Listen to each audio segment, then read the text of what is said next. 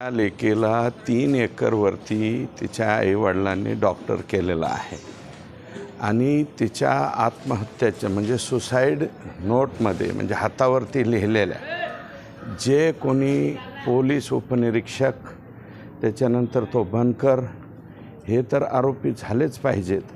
परंतु संपदाच्या तक्रारीची दखल न घेणारे उपजिल्हा रुग्णालयातील जे कोणी अधिकारी जबाबदार असतील ते सगळेच्या सगळे याच्यामध्ये आरोपी झाले पाहिजेत। त्याची स्वतंत्र चौकशी झाली पाहिजे आणि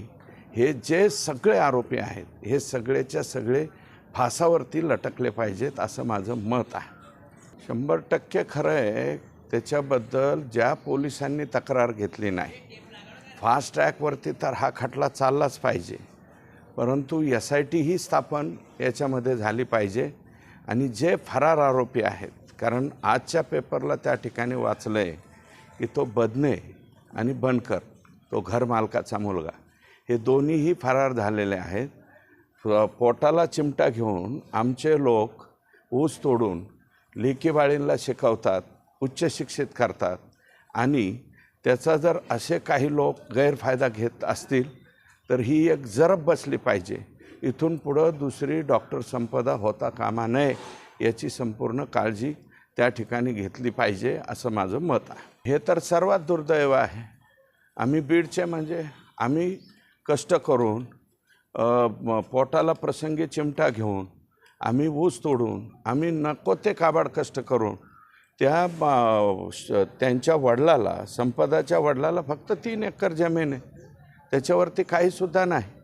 आणि इतक्या वाईट परिस्थितीमध्ये आम्ही मुलं-बाळं शिकवतो आणि शिकवल्याच्या नंतर जर बीडची म्हणून कोणी हिणावत असेल तर ते सगळ्यात मोठं दुर्दैव आहे। आमचे बीडचे लोक बुद्धिमानसुद्धा आहेत आणि सगळ्या क्षेत्रामध्ये पुढं जाणारे लोक जे कोणी असेल ते माझं म्हणणं आहे की कोण खासदार असतील, त्यांचे कोण PA असतील, प्रेशर टाकणारे, दबाव टाकणारे हे तपासामध्ये आता पुढं येतील आणि जर त्यांनी तसा काही उद्योग केला असेल तर ते कोणी खासदार असो, कोणी PA असो, ते सुद्धा याच्यामध्ये आरोपी 100% झाले पाहिजेत,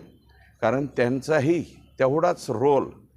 कारण त्या लेकरावरती अत्याचार होत होता आणि अत्याचार होत असताना तिने वारंवार तक्रारी केलेल्या। एक वेळा तक्रार ठीक आहे, दुर्लक्षित झाली, पण वारंवार तक्रारी जर केल्या असतील तर तिथले संबंधित जे जे कोणी असतील म्हणजे ते क्लार्कपासून त्या ह्याच्या CS पर्यंत जे जे कोणी लोक जबाबदार असतील ते सगळेच्या सगळे याच्यामध्ये आरोपी झाले पाहिजे।